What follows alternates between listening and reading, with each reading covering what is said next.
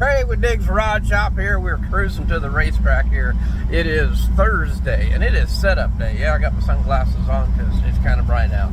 There's Merle. There's Mike. There's Cassidy. Getting turned around there. And I'll turn you guys around.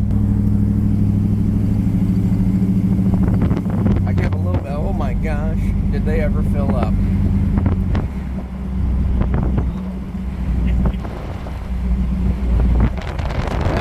They are filled up.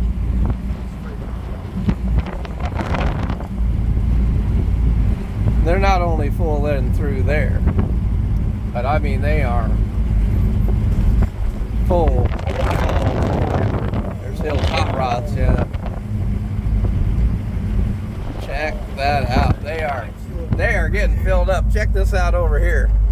Diggs Rod Shop better get their act together and get their tent. Better get rid of that Volvo or that Freightliner.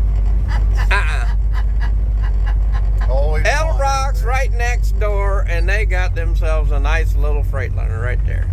There's always one. Listen, I like my Cascadia. She's nice. All right, we're going to get started set up here, and like I told you guys, I was going to do a little bit of video today and show you what it takes to set this thing up. So.